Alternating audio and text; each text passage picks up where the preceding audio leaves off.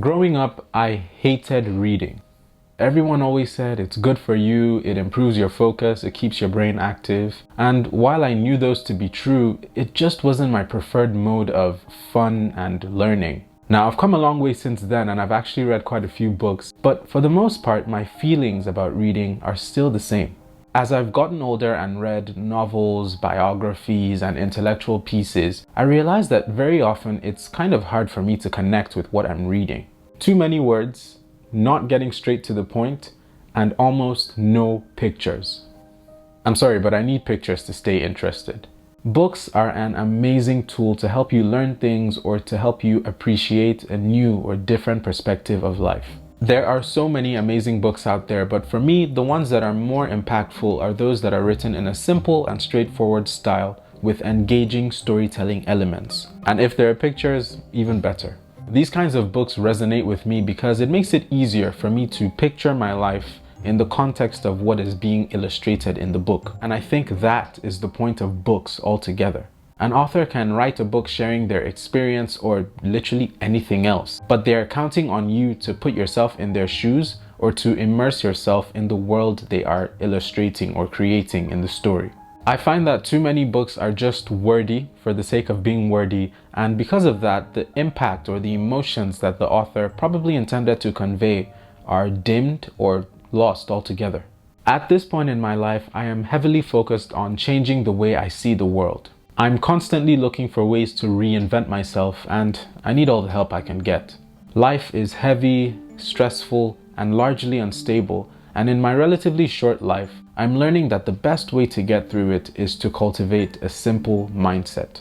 And the interesting thing is, a lot of the lessons I've learned about this are from children.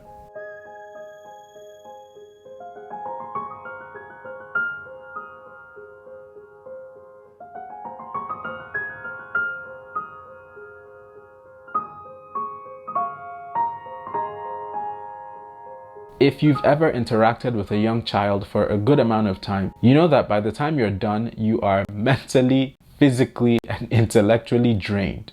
Children bombard you with questions, they comment on everything they see, and they just don't stop. But as frustrating as it is, it's also entertaining because what's really happening here is this is a small human being who is just trying to make sense of life.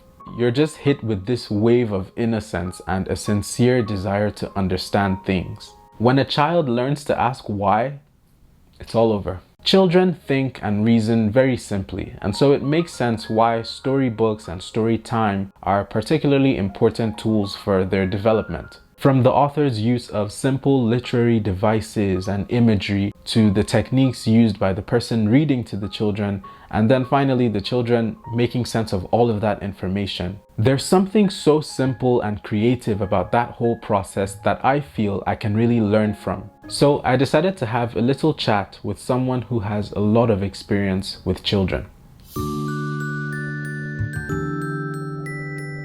What have you found about the ways kids absorb information when you read children's books to them? I've noticed that children enjoy picture books a lot. It helps them a lot more than those wordy sentences, especially because I teach children from the ages of 2 to 3. So it's important to let them absorb the picture so it helps them understand the words a lot more. There's certain books that have puppets inside, so you can put your fingers in and then you can, change your tone and you can change the whole demeanor, and it makes them really excited when you use puppets or actual puppets too, and you're reciting a story behind a little role play area. So you can really change your story time to the way you want your kids to experience it. I try to make my story time very specific. So the theme that I focus on, it varies, but the subheading is always related to diversity and inclusion. Some of the smaller themes will include accepting the way you look, accepting your skin color, accepting your hair texture, understanding that your friends come from different cultures. What I love about children's books is that they are easy to understand and the main point is emphasized quickly. You don't really have to do much work to find the meaning because it is right there. Is your friend hurt? Lend them a helping hand. Is it raining outside? Put on your coat and go play in the rain. Are you feeling sad? Look around you and you'll see there's so much to cheer you up. At such a young age, children start developing biases.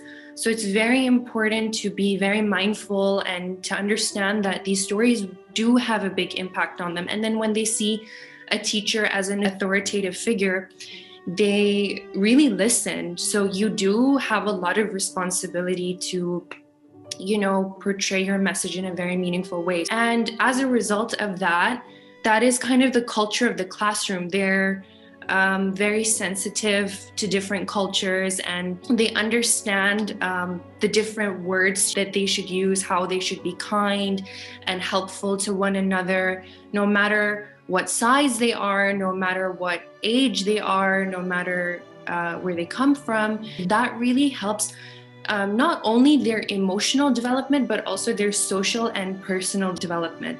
These sorts of themes encourage kids to live in the moment, to develop empathy, to make the world their playground, and to be determined to find joy in everything. As a young adult who has seen the usual stress and complexity of life, this is a reminder to me that there is so much simplicity and beauty in the world. I just have to look for it, or create it. Children's books also make the reader creative. The author deliberately uses simple language, rhythm, rhyme, repetition, and pictures. And for me, after reading several children's books or thinking back to my childhood favorites, I've started using elements from storytelling for children to do a sort of exercise in my life, where I analyze my life from a simpler perspective, almost like a child would be encouraged to do. I reflect on the journey of the characters in the story and the moral themes. What decisions did they make? What did they learn? What did life look like for them? And I start using that information to address certain areas of my life. I find that this exercise is a less stressful form of self-reflection or self-reinvention, and I start to feel less pressure to have everything figured out. Instead of that, I am reminded to make a more conscious effort to see life more positively and to be real with myself. Am I upset? How do I process my feelings and express myself? Am I seeking excitement in life? What new things can I do? Have I been harsh to someone? How do I go about making things right? Am I unhappy? How do I make myself happy? I've learned much more than I thought I ever would from children's books, and not just from the moral of the story, but from the process of coming down to that level to connect with the story and actually do this exercise. There's a certain humbling that occurs because we always see children's books as only for kids. We've outgrown those. But sometimes they actually show you more about yourself and about life than you ever would have realized. Some of the themes that I feel are very important that I've learned through these children's books, and I'll name some of the books as well. A book that you and I have been discussing called I Am Human, heavily focused on empathy building and how to be kind. And it also has a very important element, which I try to focus on, and it's called alternative behaviors. And what that means is exchanging a certain behavior that's maladaptive to something that is more socially significant. So instead of yelling, they would reinforce communicating in a gentle way. Instead of snatching, you would maybe pat your friend on the back or give him or her or them a hug. So I feel like I Am Human does that a lot. It's very focused on empathy building and character building as a result of that. And just, nurturing more pro-justice kids as well, who are based on action as a motive. Some of the other books that I've really enjoyed and learned from include We Are Different, We Are Same. It's from the Sesame Street collection. It just explains how we're different, but we're the same, and it's okay.